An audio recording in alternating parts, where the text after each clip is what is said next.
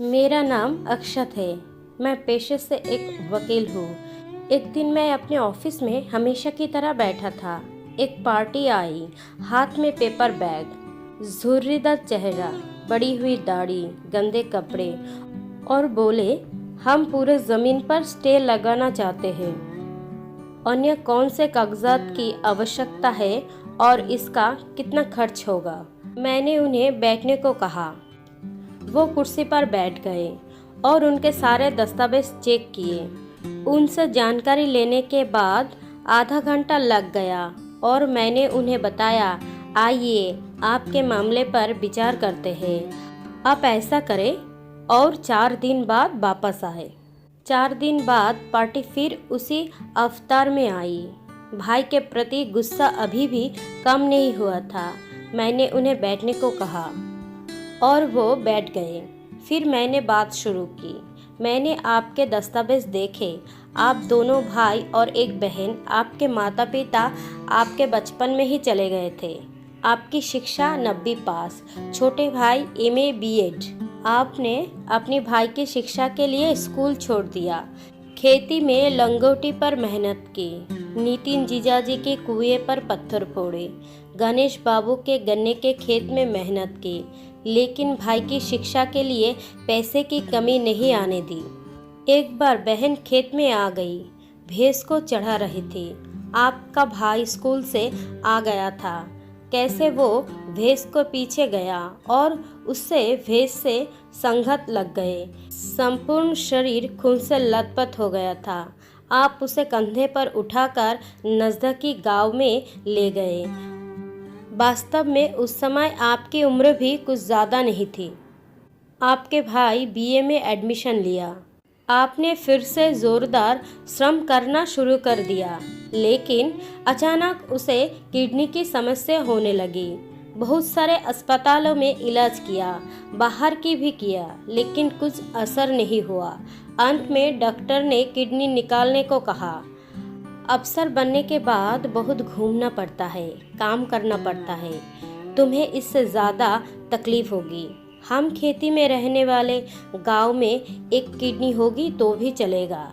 ऐसा कहकर अपने भाई को एक किडनी डोनेट कर दी। आपकी पत्नी के नहीं कहने के बावजूद आपने किसी की ना मानी। भाई MA की पढ़ाई के लिए हॉस्टल पर रहने गया। घर में अगर कभी नॉनवेज बनता था तो आप डिब्बे में पैक करके अपने छोटे भाई के लिए ले जाते थे। कोई त्योहार आया तो पूरी का डिब्बा घर से लेकर आप हॉस्टल का अंतर 25 किलोमीटर पर उसे देने के लिए साइकिल से जाते थे। उसके बाद जब छोटे भाई को नौकरी लग गई तो आपने गांव में मिठाई बंटवाया है। 3 साल पहले उसकी शादी हुई थी। भाई को नौकरी मिल गई, भाई की शादी हो गई।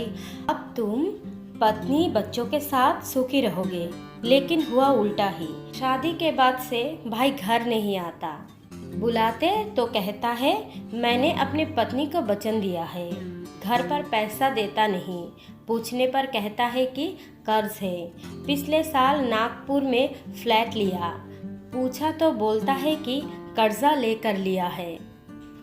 सब कुछ कहने के बाद मैं थोड़ी देर रुका और फिर कहा, अब आपका कहना है कि उसने अपनी कमाई का लिया हुआ, उस पर स्टे लगाना है। उसने जल्दी से कहा, हाँ बराबर। अब मैंने कहा, स्टे लागू किया जा सकता है। भाई द्वारा खरीदी गई आय का हिस्सा भी आपको मिलेगा, पर आपके द्वारा दान की गई किडनी वापस नहीं की जाएगी। आपने उसके लिए जो जीवन बिताया आपको कभी वापस नहीं मिलेगा, और मुझे लगता है कि इन बातों के आगे उसने जो फ्लैट खरीदा है उसका मूल्य शून्य है। वकील की ये सब बातें सुनकर उसका मन बदल गया। तभी वकील ने उसे कहा, आप उसकी तरह मत बनो। वो भिखारी निकला और आप दिलदार थे, और दिलदारी रही तो देखना आपको किसी भी चीज़ की कोई कमी नहीं होगी। उल्टा मैं कहूँगा कि पितृ आय में जो आपका हिस्सा मिला उतना ही रखो, उसका हिस्सा वैसे ही पड़े रहने दो। कोर्ट कचहरी करने के बजाय अपने बच्चों को शिक्षित करो। ये सब बातें सुनकर उस वृद्ध पार्टी ने 10 मिनट तक सोचा, सारे कागज बैग में रख लिया, अपनी आंखें पोंछते हुए बोला, चलता हूँ साहब। इस बात को 5 साल हो गए।